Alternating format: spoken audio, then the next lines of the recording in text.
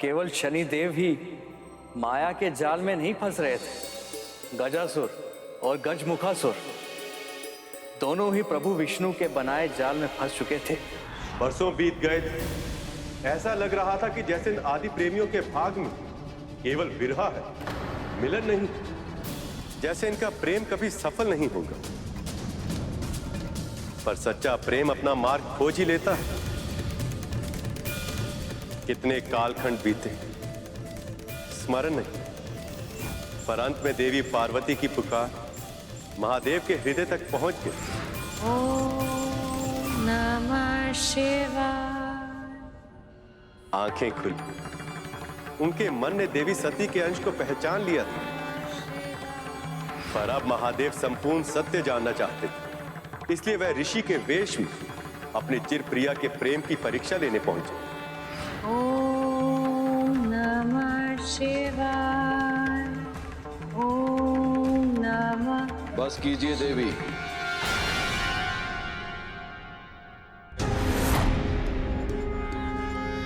कौन है ये साधु ऋषि और मेरी शिव भक्ति में विघ्न क्यों कर रहे हैं? रोक दीजिए तपस्या। आप एक ऐसे व्यक्ति के साथ विवाह कैसे कर सकती हैं जो एक यायावर का जीवन जीता है, जिसके पास आप जैसी रूपवती राजकुमारी को देने के लिए उपहार में और कुछ है तो बस दुर्गम कैलाश की चोटी, जहां हर समय मां भयंकर अस्थियां हिला देने वाली शीत का प्रभाव बना रहता है,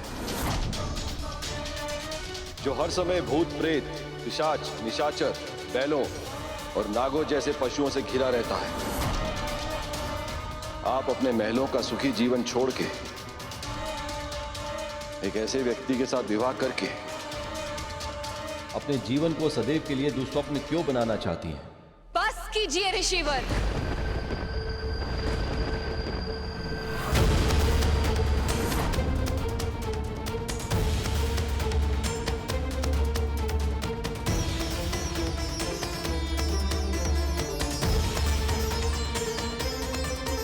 आप जो भी अपनी वाणी को विराम दीजिए।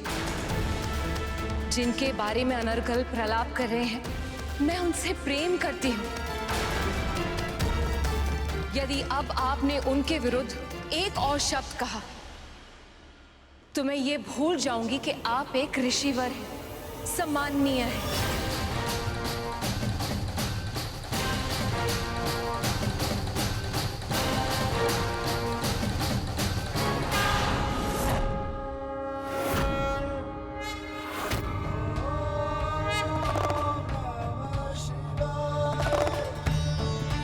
उस क्षण देवी पार्वती के लिए समय मानो थम सा गया था। उन्हें आभास हो गया था कि शिव से उनका मिलन होने को।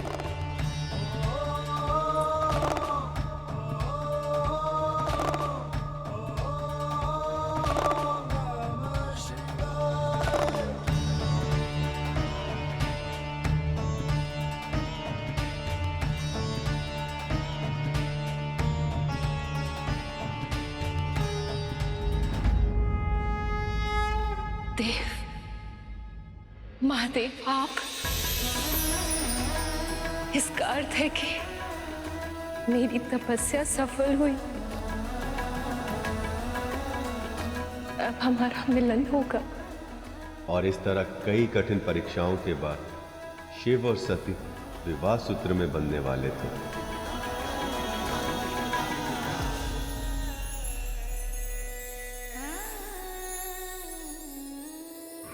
महादेव की जैसी बारात पूरी सृष्टि में कोई और बारात ना आज तक हुई है और ना ही कभी भविष्य में होगी, जिस समारोह में वह एक बैल पर सवार हो, भूत प्रेत, पिशाच, निशाचर जैसे विशेष अतिथि हो, जहां देवता और दानव बिना झगड़ा किए एक साथ सम्मिलित हो। उस बारात को तो अद्भुत होना ही था। और वर की शोभा का तो वर्णन ही कैसे किया जाए। उनके पूरे तन में भस्म लगी थी, सर्प आभूषण थे, शीश पर जटाएं थी और उन्होंने अघोरी की तरह वस्त्र पहने हुए थे। पर जब वधू की मां ने ऐसे वर को देखा तो भय से काम कर अचेत होगी। और तब पार्वती ने महादेव से अवसर के अनुरूप वेश धारण करने की विनती की। सभी देवी देवताओं ने उन्हें विश्व के सबसे उत्तम रेशमी वस्त्रों और दुर्लभ मणियों से सजाया। महादेव ने कामेश्वर का रूप धारण किया और उनकी आभा पूर्ण चंद्र से भी अधिक मनोहर हो गई। उन्हें इस रूप में देखकर महारानी मैनावती परम प्रसन्न हुई और इस प्रकार महादेव और देवी पार्वती का विवाह संपन्न हुआ।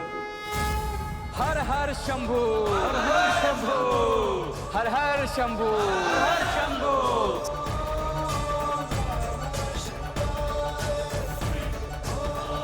अब शीघ्र ही महादेव और माता शक्ति की विरह के दर्द की करुणा में गजासुर स्वयं महादेव को मुक्त कर देगा। जहां एक और प्रभु विष्णु की योजना पूरी होने वाली थी, वहीं नियति शनि देव को कैलाश की ओर ले जा रही थी।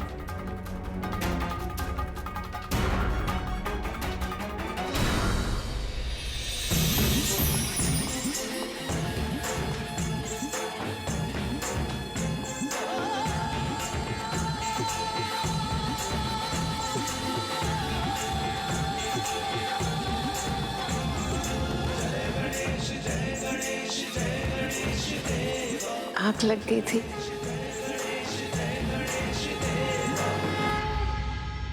पुत्र, मुझे कितनी देर हो गई सोते सोते?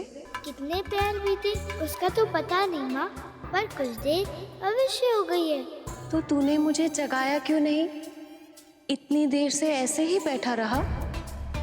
कितनी असुविधा हुई होगी तुझे। यदि मैं आपके गोद में ऐसे सर रख के सो जाता तो क्या आपको असुविधा होती? असुविधा का तो प्रश्न ही नहीं उठता। मुझे तो सुख की अनुभूति होगी। बस माँ, बिल्कुल वही अनुभूति मुझे भी हुई है। मेरी सहायता से आपको तनिक विश्राम मिल पाए, ये मेरे लिए असुविधा नहीं, बहुत सुख की बात है माँ। आज अब तू सो जा मेरे पास, आजा।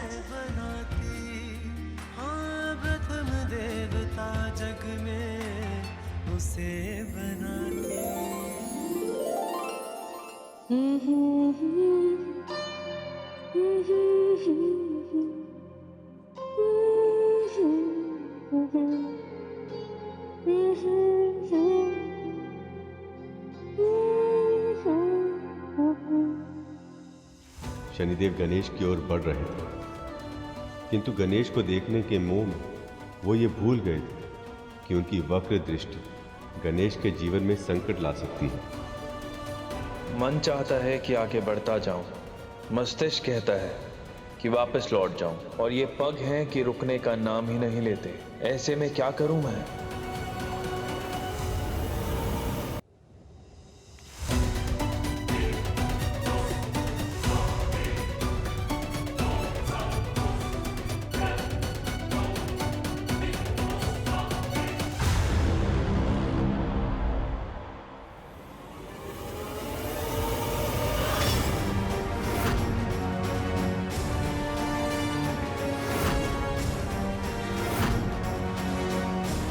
यहां से तो कुछ दिखाई ही नहीं दे रहा।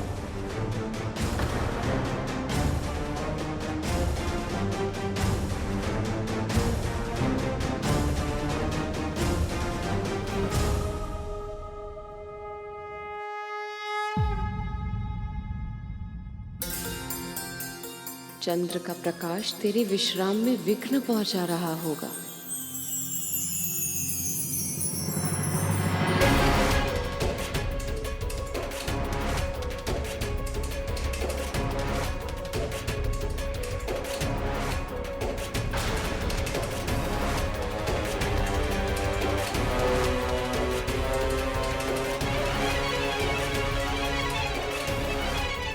चंद्रदेव के प्रकाश और माता की ममता ने अनहोनी होने से रोक लिया था, किंतु विधि के विधान को कौन टाल सकता है? शनि की दृष्टि से बाल गणेश भी नहीं बच पाए।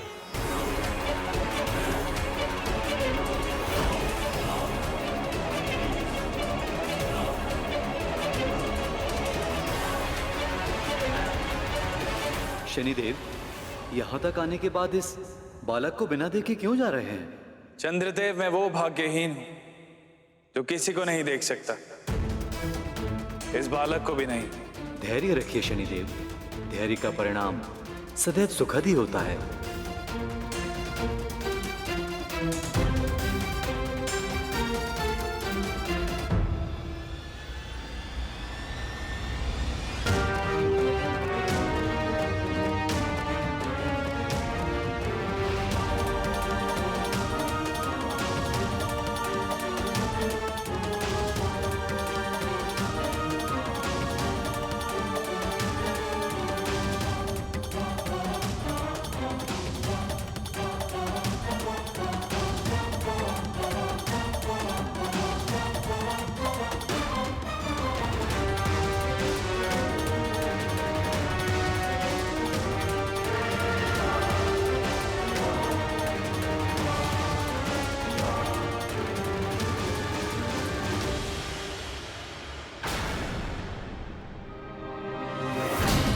काली छाया।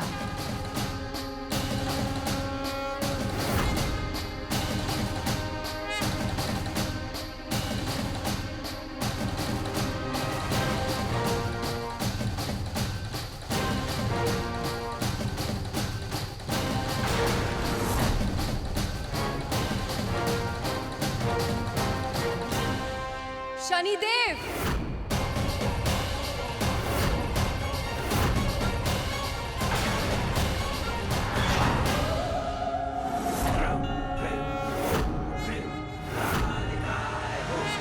वक्र दृष्टि से मेरे पुत्र को देखने का साहस भी कैसे किया आपने? माँ, माँ मुझे क्षमा कर दीजिए माँ। आपका कर्तव्य है कि आप अपनी भावनाओं को नियंत्रित रखें। अपने धर्म से बाध्य हैं आप, और फिर भी आपने ये नियम तोड़ दिया। मेरे पुत्र के साथ अकल्पनीय अपराध कर दिया आपने, और अब इस अपराध का दंड आपको भोगना ही होगा दंडाधिकारी। मुझे क्षमा कर दीजिए।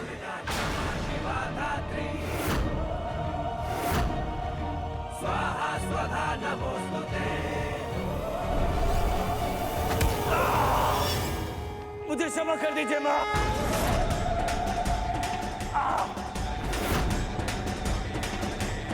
मुझे क्षमा कर दीजिए।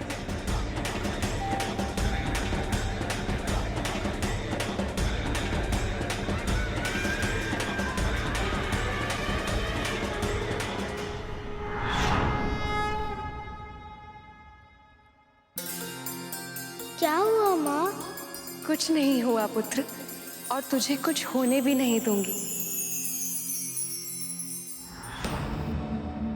प्रत्येक माँ हर पल यही प्रयास करती है कि वो अपनी संतानों की रक्षा कर सके, किंतु आवश्यक नहीं है कि वो हर बार सफल ही हो जाए। जो स्वयं शक्ति स्वरूपा है, यदि उन माँ पार्वती के लिए ही अपनी संतान की रक्षा करना इतना कठिन है, तो हम साधारण मानवों से यदि कोई भूल हो जाए तो हमें दुख और अवसाद में डूबना नहीं चाहिए। वैसे भी जो हो रहा था वो तो होना ही था। विधि का विधान था, नियति पहले ही तय कर चुकी थी। अब तो बस घटित हो रहा था। कितना कुछ था जो अभी सामने आना शेष था, बिल्कुल वैसे ही जैसे प्रभु विष्णु की कथा कांड, क्योंकि वो भी अपने वाद्य की तरह रहस्यमय ही था, भविष्य के गर्भ में छुपा, अज्ञात।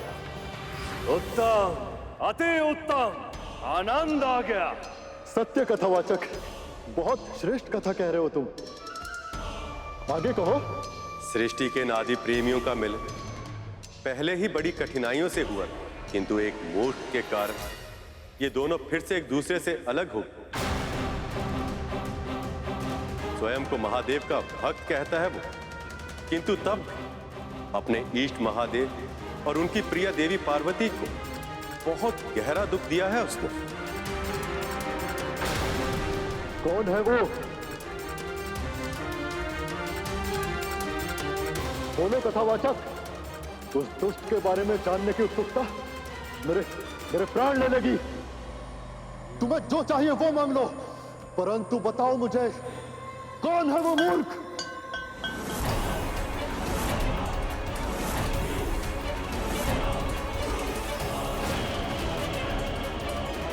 बोलो कथावाचक, कौन है वो? यदि आपके लिए अपने वचन का तनिक भी महत्व है तो महादेव को अपने उधर से बाहर आने दीजिए महाराज।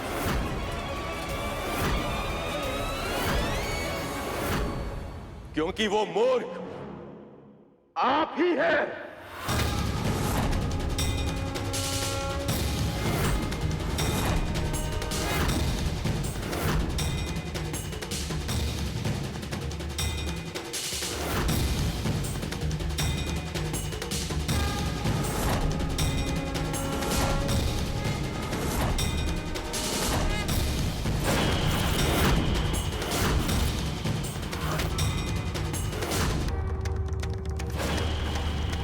मैं तुम्हें अंतिम चेतावनी दे रहा हूं गजासुर। अब अपना वचन पूरा करो, महादेव को मुक्त कर दो।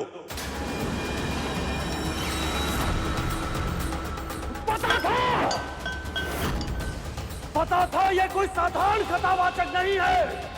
छल किया है विष्णु ने, छल। गजासुर, किसी भी मूल्य पे महादेव को उधर से बाहर मत आने देना, किसी भी मूल्य पर नहीं। तुम अपनी चिंता करो गजमुखासुर। असाधारण वरदान मांगकर तुम अमर हो गए, क्योंकि पिता के योगदान के बिना केवल मां से एक संतान की उत्पत्ति नहीं हो सकती।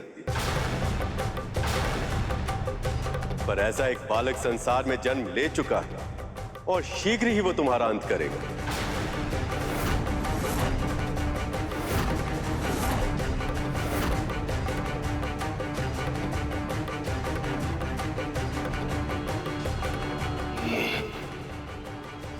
ये सत्य है गजासुर। ये क्या हो गया?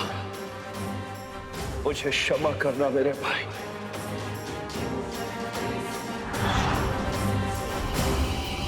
गजासुर छल के आगे पराजय स्वीकार नहीं करेगा। महादेव मेरी इच्छा के बिना मेरे उदर के बाहर नहीं आ सकते। आपने मुझे अंतिम चेतावनी दी थी ना विष्णु, अब मैं तुम्हें अंतिम अवसर देता हूं। निकाल सको तो खींच कर निकाल लो महादेव को मेरे उदर से।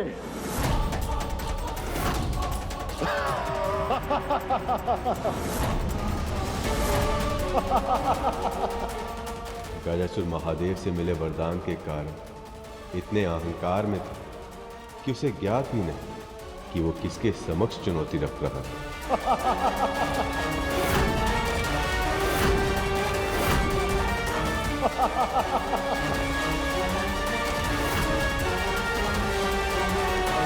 मुझे अंतिम चेतावनी दी थी ना विष्णु, अब मैं तुम्हें अंतिम अवसर देता हूं।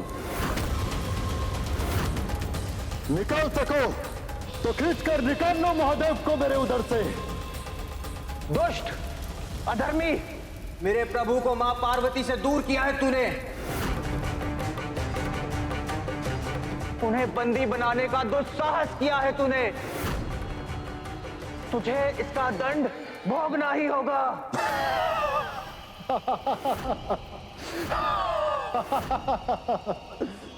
स्वयं महादेव का वरदान प्राप्त है मुझे।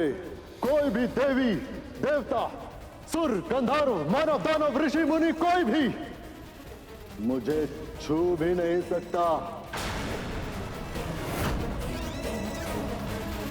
तो तू मेरा क्या अहित कर पाएगा पशु?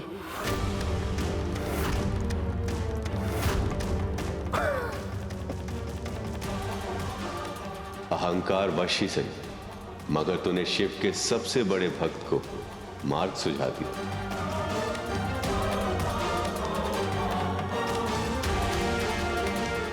भगवान का वरदान भी आज इस भक्त के क्रोध से तेरी रक्षा नहीं कर पाएगा गजासुर।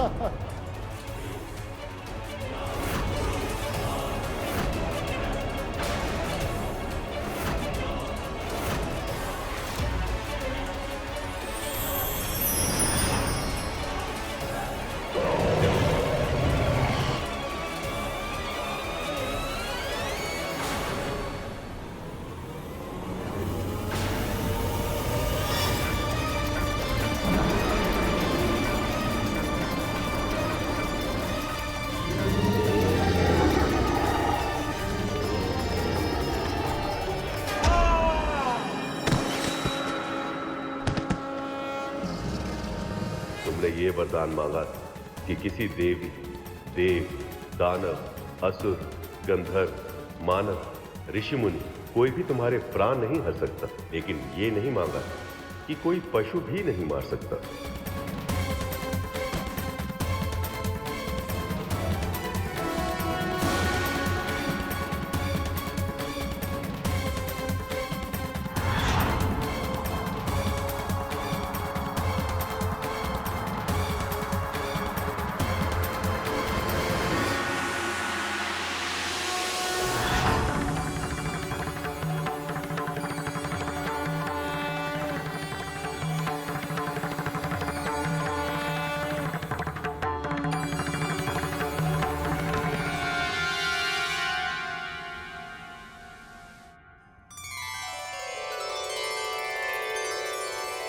प्रभु,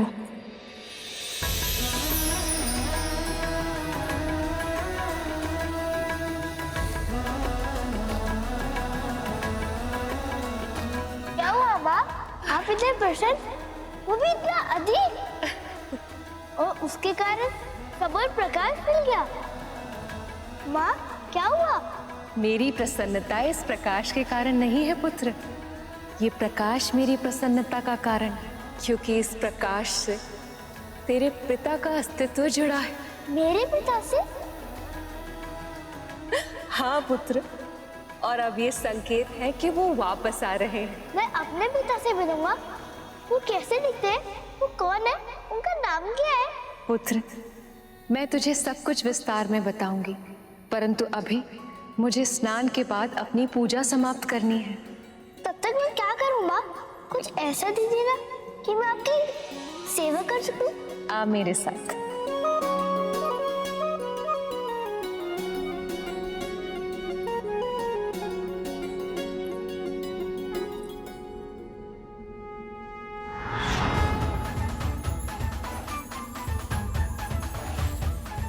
ये ले और इस स्थान की रक्षा कर,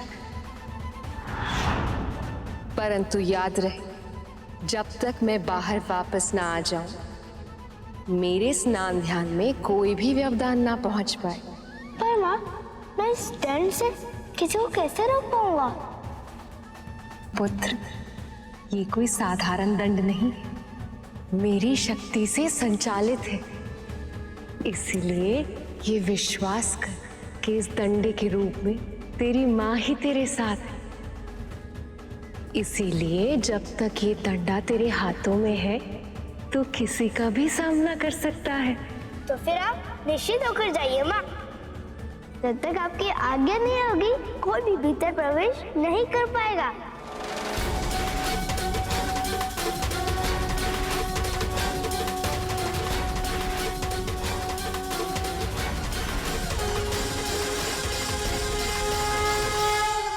मुझे क्षमा कर दीजिए प्रभु। माता से दूर करके मैंने बहुत बड़ा पाप किया है। अपने भगवान को कष्ट पहुंचाया मैंने। तुम्हारी इच्छा अनुचित थी गजासुर, और इसीलिए अपनी महत्वाकांक्षा को पूरा करने के लिए तुमने जो मार्ग चुना, वही तुम्हारे पतन का कारण सिद्ध हुआ। परंतु जो भी हो, तुम हो तो मेरे भक्त ही, इसलिए मैं तुम्हें क्षमा करता हूं गजासुर। और यही नहीं, तुम अमर होना चाहते थे, अब मैं तुम्हारी ये इच्छा भी पूरी करूंगा। तुम्हारे चर्म को वस्त्र की तरह धारण करूंगा मैं, ताकि अनंत काल तक ये संसार तुम्हें सदैव स्मरण रखे। आप दया निधान है प्रभु। आपकी सदा ही जय हो।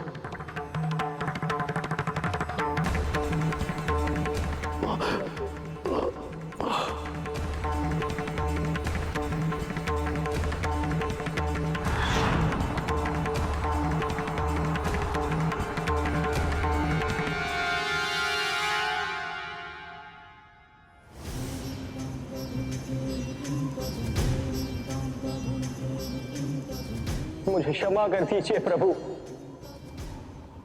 बहुत बड़ी भूल की है मैंने। क्रोध में आकर गजासुर पर आक्रमण कर दिया। ये तक नहीं सोचा कि मेरे वार से आप ही चोटिल हो सकते थे। यही नीति का विधान है नंदी। तुम्हें ही गजासुर का अंत करना था।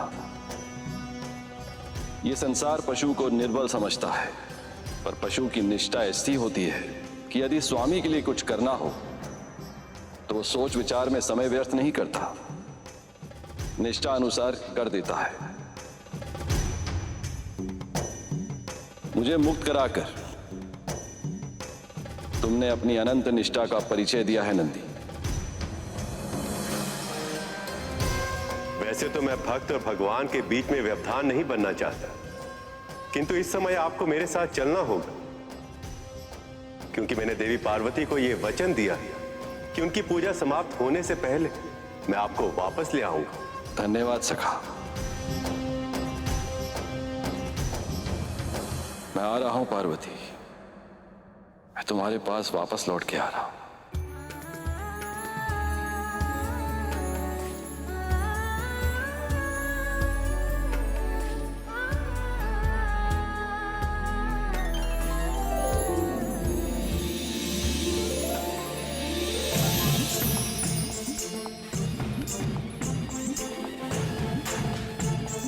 जहाँ एक और कैलाश में बालक गणेश अपनी माँ के आदेश का पूर्ण निष्ठा से पालन करने को प्रस्तुत थे। चाहे कुछ भी हो जाए, मेरे रहते अंदर कोई भी प्रवेश नहीं कर सकता। वहीं दूसरी ओर महादेव भी अपनी अर्धांगिनी, अपनी प्रिय देवी पार्वती से एक बड़े विधा के पश्चात मिलन हेतु कैलाश में प्रवेश कर चुके थे। नंदी, प्रभु इतने तीव्र गति से चल रहे हैं, बहुत प्रयास करने पर भी हम उनके पग से पग नहीं मिला पा रहे। इस समय प्रभु के मन में माँ से मिलने की इतनी तीव्र इच्छा है कि उनके पाँव की गति आंधियों के वेग से भी अधिक हो गई है। ऐसे में हमारा पीछे छूटना तो स्वाभाविक है श्रृंगी।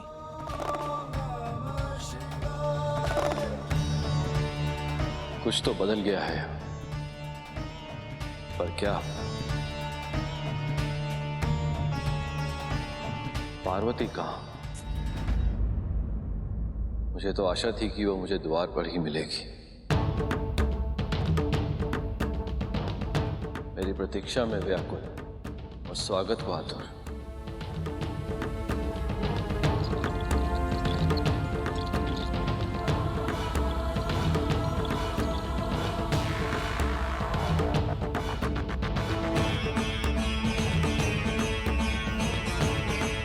ये कौन है जो यहाँ चले आ गए हैं?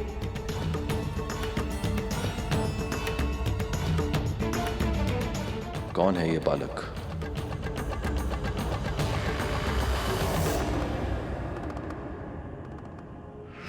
परंतु याद रहे, जब तक मैं बाहर वापस ना आ जाऊं, मेरे स्नान ध्यान में कोई भी व्यवधान ना पहुंच पाए।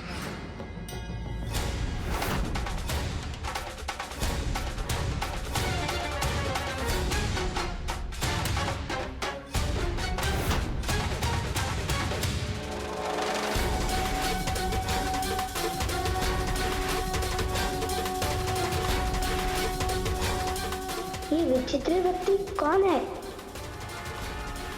ये बालक कौन है और यहाँ क्या कर रहा है ये? अब से पहले तो इस बालक को हमने कभी देखा नहीं।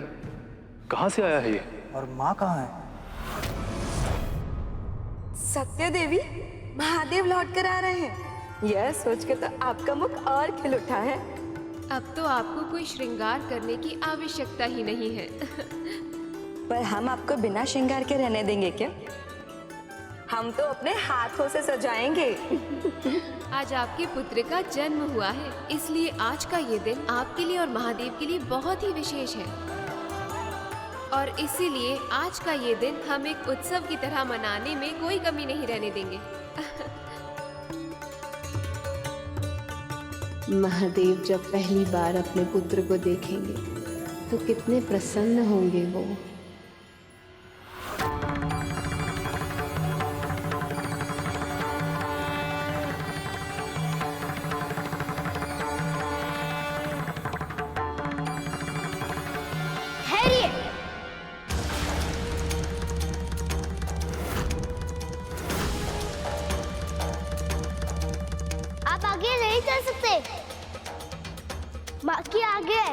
कि जब तक वो स्वयं बाहर ना आ जाए तब तक किसी को भीतर जाने की अनुमति ना दूं।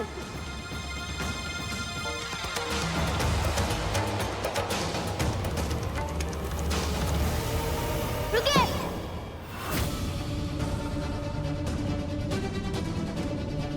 भीतर प्रवेश करना वर्जित है।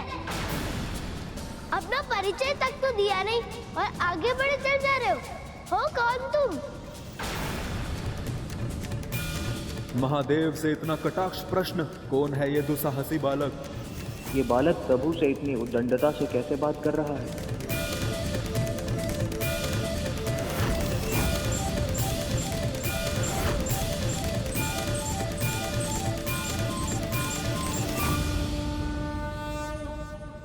लगता है कोई भिक्षुक हो।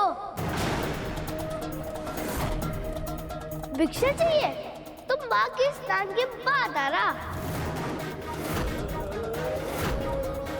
जो चाहिए मिल जाएगा। कौन है ये बालक जो कैलाश में मुझे नहीं जानता?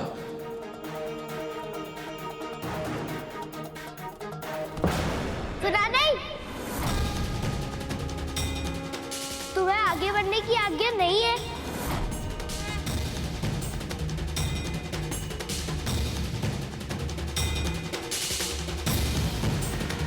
अच्छा, तुम्हें बहुत जोर से भूख लगी है तो पहले क्यों नहीं बताया? मैं तुमको मेरे फल दे सकता हूँ। चाहिए? तुम कौन हो बालक? मैं तुम्हें भीतर जाने से रोक रहा हूँ, फिर भी समझ में नहीं आया? यहाँ का स्वामी हूँ मैं।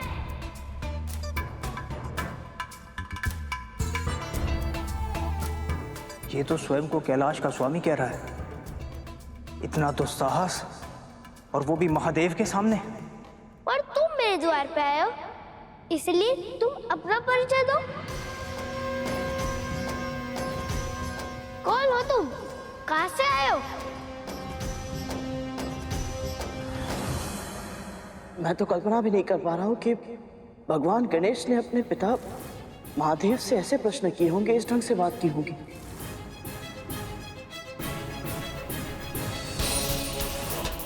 मैंने तो उन्हें केवल अपने माता पिता से ही नहीं बल्कि सभी देवी देवताओं से बड़े ही विनम्र और सम्मान के साथ बात करते हुए देखा है। स्वयं परब्रह्म स्वरूप है वो, फिर भी उन्हें इस बात का तनिक भी अभिमान नहीं। फिर ऐसा इसलिए कर क्योंकि तुम उस समय की बात कर रहे थे जब उन्हें इस बात का आभास नहीं था कि उनके माता पिता कौन और वो स्वयं कौन।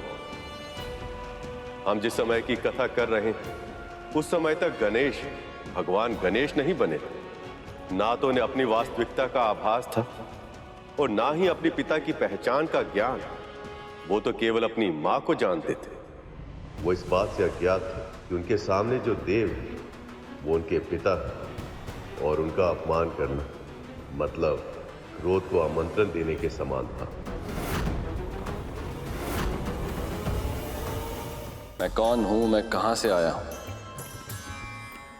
वैसे तुम मुझे किसी भी नाम से पुकार सकते हो, सब नाम मेरे ही तो हैं। तो तुम्हारा भी कोई नाम नहीं है, मेरा भी नहीं है। मेरी माँ ने अभी तक नहीं रखा। तुम रहते कहाँ? घर कहाँ है तुम्हारा? ये महादेव का ही घर है बालक।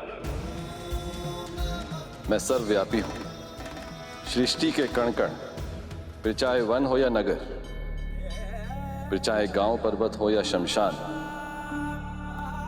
सभी स्थान मेरे ही घर हैं। ये समझ लो कि ये संसार मेरे घर की धरती है और ये आकाश मेरे घर की छत। वैसे ये कैलाश भी मेरा ही घर है। अब तक तो मैं तुम्हें भिक्षुक समझ रहा था और तुम तो बहरूपी निकले। ए बालक,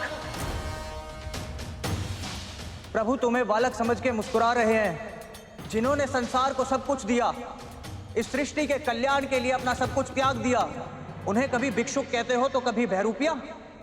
अरे लज्जा आनी चाहिए तुम्हें। तुम कह रहे हो इसलिए मैं मान लूं। ये सब कुछ संसार को देते हैं जिनके पास ना तो ढंग के वस्त्र है और ना तो कोई रहने का शैतान।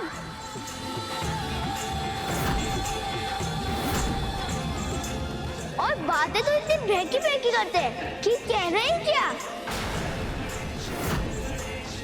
तो फिर और क्या पुकारूं इन्हें? जाकर जल में अपना प्रतिबिंब देखो, कोई भिक्षु या बहरूपी रखते हो? कितनी घनी जटाएं है तुम्हारी, कभी सोच करके सुलझाते नहीं हो क्या? और विडंबना यह है कि जिस समय वो बालक महादेव से ऐसे प्रश्न कर रहा था, उस समय मां पार्वती अपना श्रृंगार करते हुए भी महादेव के ध्यान में ही रमी थी और उनकी स्तुति करते करते उस बालक के प्रश्नों के उत्तर दे रही थी। परंतु वो बालक अपने अज्ञान और अभिमान के कारण उन्हें सुनने में असमर्थ था। ये केश उन्हें बहुत प्रिय है, जिस तरह मुझे प्रिय है मेरे महादेव की जटाएं, क्योंकि वो शुद्धता के प्रतीक है। महादेव ने अपनी जटाओं में गंगा को बांधकर उसे भी पवित्र कर दिया है। तभी तो महादेव की जटाओं के एक सिरे से जो गंगा निकलती है और जब वो धरती पर जाती है तो उसमें स्नान करने वाले सभी के पाप धुल जाते हैं। और ये ललाट के बीच में आग क्यों है? दो आग देखने के लिए कम कर रही थी क्या? स्वामी का तीसरा नेत्र इस बात का प्रतीक होता है कि हम जो दो आंखों से देख पाते हैं वो सदैव सत्य नहीं होता।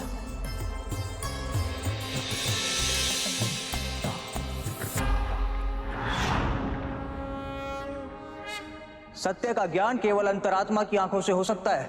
मुझे मूर्ख समझते हो क्या?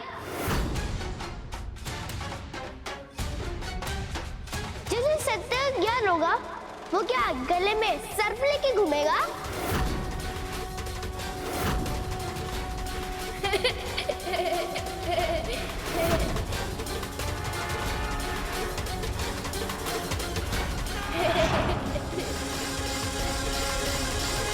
कितनी घनी जटाएं है तुम्हारी, कभी सोच करके सुलझाते नहीं हो क्या? सत्य का ज्ञान केवल अंतरात्मा की आंखों से हो सकता है। मुझे मूर्ख समझते हो क्या?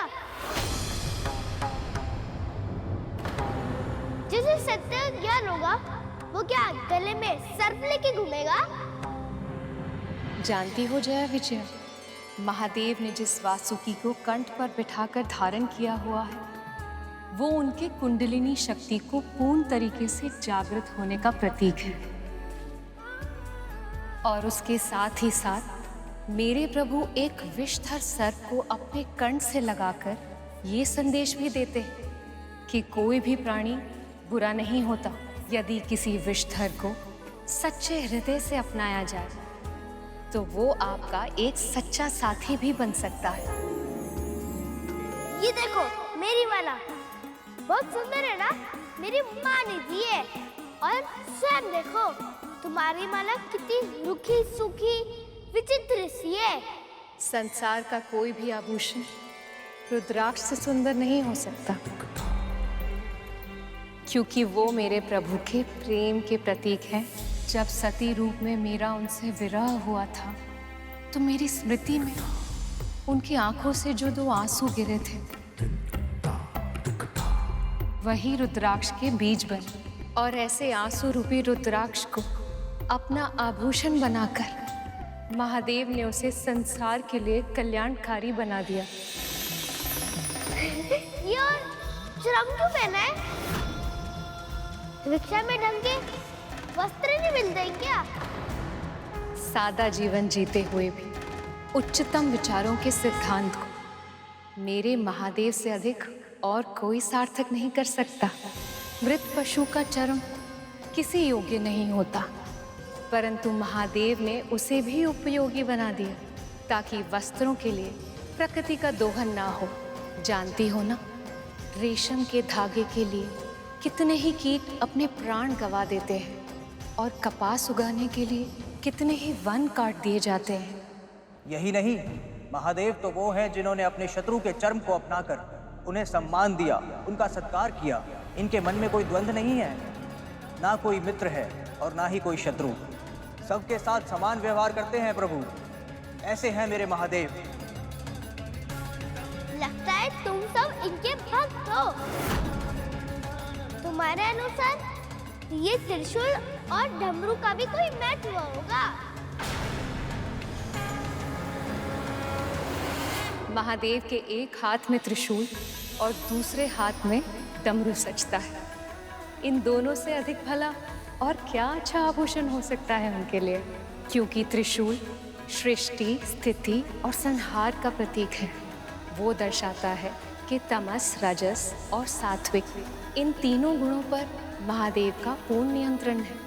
वही डमरू से ब्रह्मनाद का, ब्रह्माक्षर का, स्वर का, व्यंजन का, इस सारे संसार का जन्म हुआ है।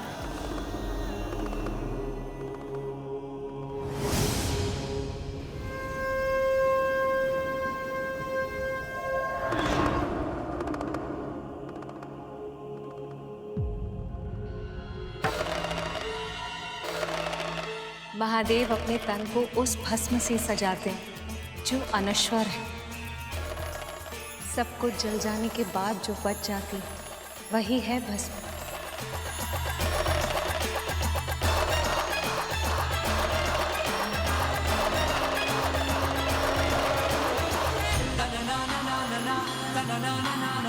इसका स्पर्श मन को शांति दे रहा है। क्या है ये? अभी इस ना समझ के प्रभु के वास्तविक रूप का और महिमा का ज्ञान अवश्य होगा।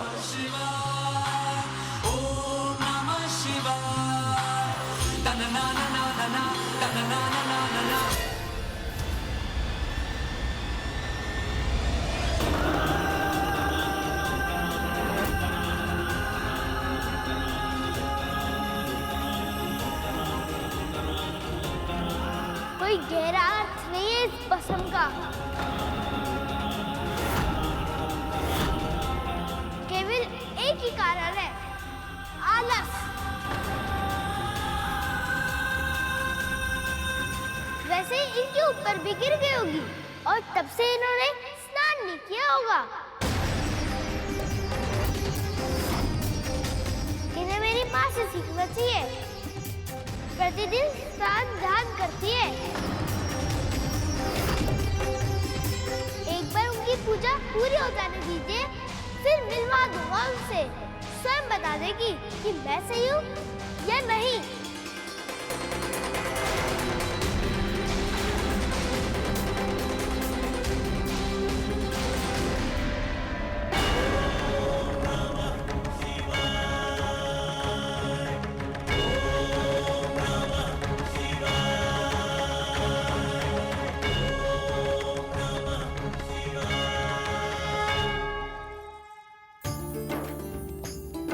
देवी, अब आप पूर्ण रूप से तैयार हो गए हैं।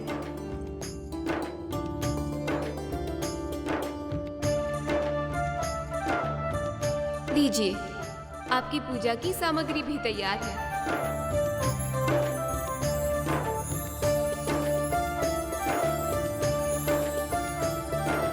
रुकिए, आपके बालों की ये एक लट ना बहुत ही हटी है।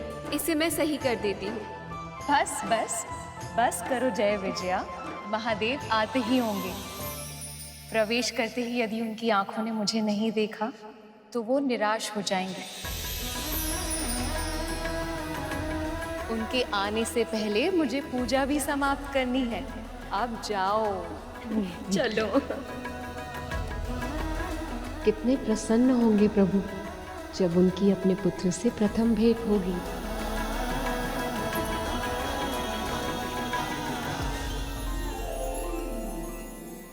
मैंने पहले भी कहा था, मेरे माँ ने मुझे आदेश दिया है, जब तक वो अपना स्नान, श्रृंगार और अपना पूजा समाप्त नहीं कर लेती, वो स्वयं बाहर नहीं आएंगी। तब तक मैं किसी को भीतर प्रवेश नहीं करने दूंगा।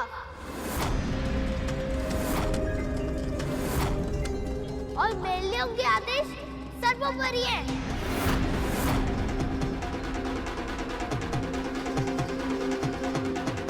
तुम्हारी मातृभक्ति देख के बहुत प्रसन्नता हुई बाल, पर बस कुछ और नहीं सुनना मुझे।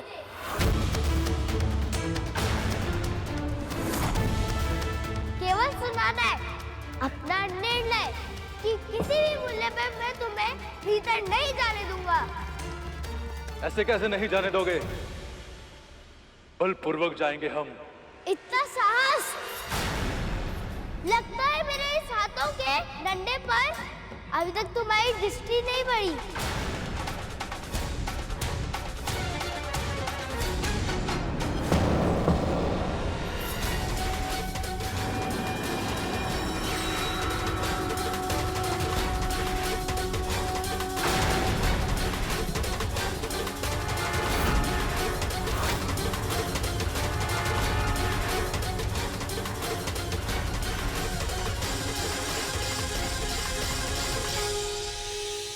इस डंडे का इतना प्रभाव, ये कैसे संभव है प्रभु?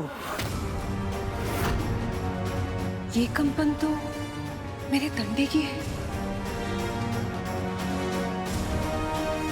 सब ठीक तो है ना पुत्र?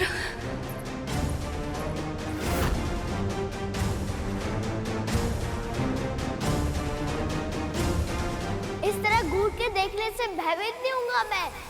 मैंने कह दिया ना, माँ का आदेश है, इसलिए मैं किसी को भी उनकी दिनचर्या में बाधा नहीं डालने दूंगा।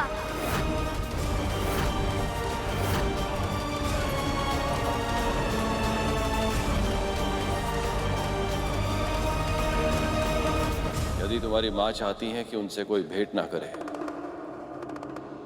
तो ऐसा ही होगा।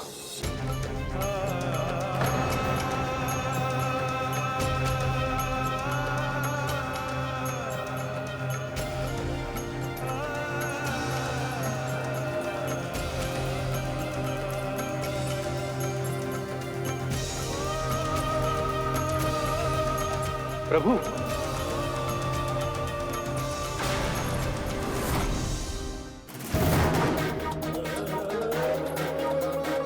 प्रभु,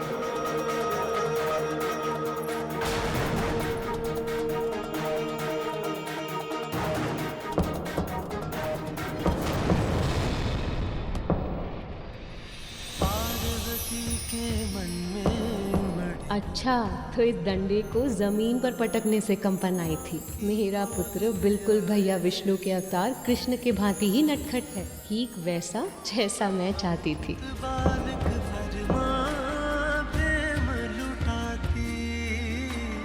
प्रथम देवता जग में उसे बनाती, हाँ प्रथम देवता जग में उसे बनाती।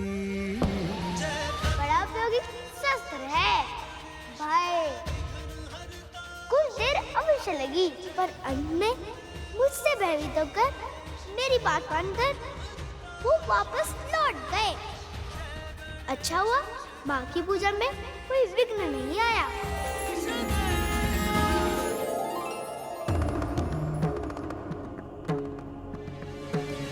प्रभु, इतने लंबे समय से आप माँ से मिलने की प्रतीक्षा कर रहे थे और अब एक बालक के कहने पर उनसे मिले बिना ही वापस लौट रहे हैं।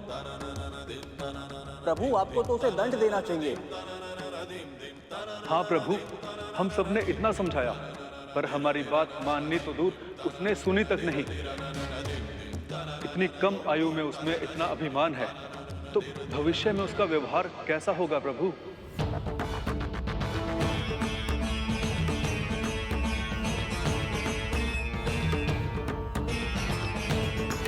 वो बालक उद्दंड तो है,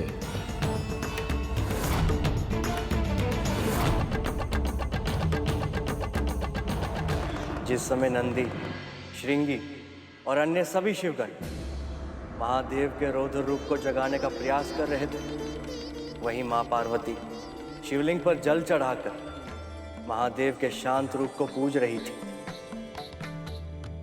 और इसका आभास महादेव को भी हो गया था।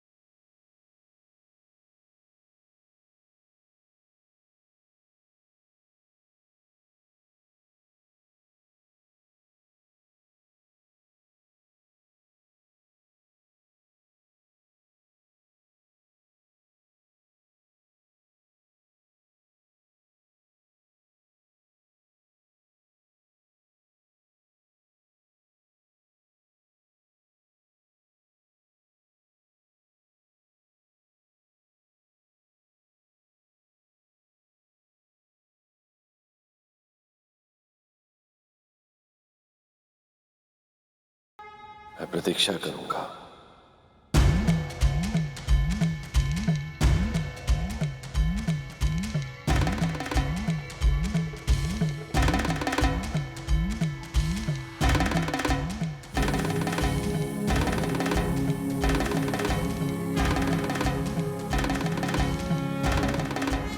प्रभु तो पुनः ध्यान करने लगे। उस बालक के कारण प्रभु और माता के मिलन में एक बार फिर विलंब हो गया।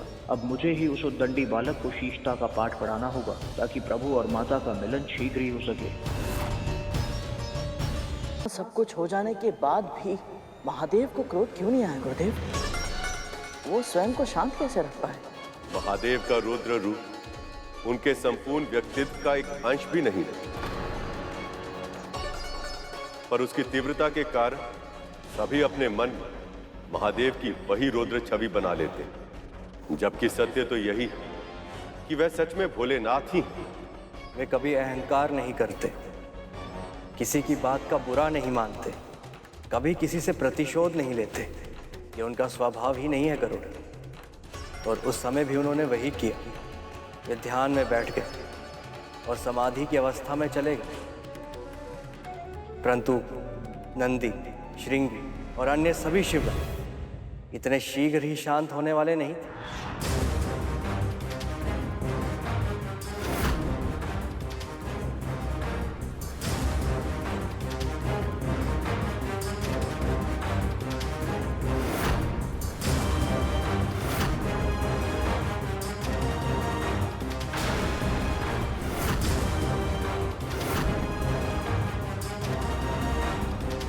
अपने प्रभु को कहाँ छोड़ा है तुम सब? बालक, तुम्हारी उद्दंडता अब सीमाएं तोड़ रही है। यदि अपनी माँ की आज्ञा पालन करना उद्दंडता है, तो ये उद्दंडता मैं अवश्य करूँगा। देखता हूँ क्या बिगाड़ते हो तुम सब मेरा। सावधान बालक, तुम हमारे प्रभु को नहीं जानते। वो शिव है, शिव, देवों के देव महादेव। इनका क्रोध बहुत भयंकर होता है। ना तो मैं उनके क्रोध से भयभीत हूँ और ना तो उसकी भयंकरता से। भयभीत होने की आवश्यकता है बालक। जब अहंकार बुद्धि पर हावी हो गया था और वह चालता विवेक पर भी, तब उन्होंने ब्रह्मा जी का शीश काट दिया था। ऐसे है हमारे महादेव।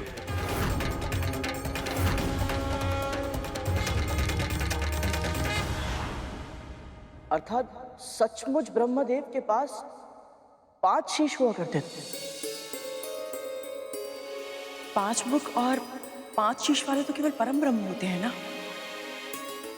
इसका अर्थ तो ये हुआ ना दीदी कि ब्रह्मदेव भी पहले उसी श्रेणी में आते थे, पर अब नहीं। ऐसा क्यों गुरुदेव? ये कौन सी कथा है? गणेश की ही तरह तुम्हारे मन में भी बहुत जिज्ञासा है गर्ग, पर हम तुम्हारी हर जिज्ञासा को शांत करेंगे गरुड़। ये कहानी उस समय की है जब इस संसार में कुछ भी नहीं था। शिव और शक्ति की ऊर्जा से प्रभु विष्णु और ब्रह्मदेव ने जन्म लिया, परंतु उन दोनों के बीच तर्क वितर्क होने लगा कि दोनों में बड़ा कौन है।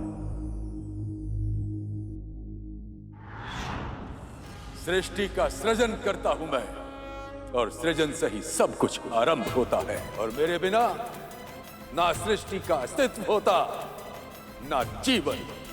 इसलिए मेरा महत्व अधिक है। मैं ही बड़ा हूं, सबसे बड़ा हूं मैं। आप अपनी कल्पना से जो रचते हैं, मैं उसे संचालित करता हूं। मेरे बिना सृष्टि का संतुलन संभव ही नहीं है, और बिना संतुलन के विनाश होने में तनिक समय नहीं लगता। इसलिए मेरा महत्व अधिक है। आप भ्रम में हैं। आप सत्य पहचानिए। यदि मैं सृजन न करूं तो क्या संचालित करेंगे आप? और मैं संतुलन न बनाऊं तो आपके सृजन को नष्ट होने में कितना समय लगेगा? मेरा कार्य अधिक महत्वपूर्ण है, और मेरे कार्य के बिना आपका कुछ भी करना महत्वहीन है।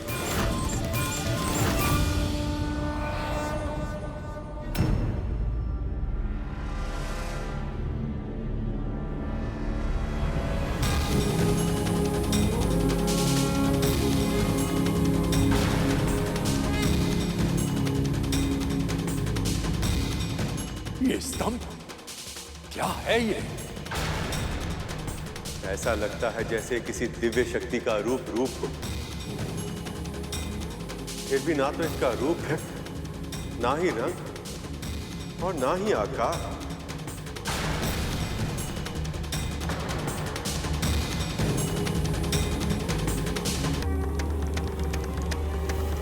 कौन है आप? यही तो जानना है तुम्हें। स्वयं को सबसे बड़ा सिद्ध करने का प्रयास कर रहे थे तुम दोनों। जो इस स्तंभ का आदि और अंत ढूंढ लेगा वही सबसे सर्वश्रेष्ठ कहलाएगा और वही पूजनीय बन जाएगा।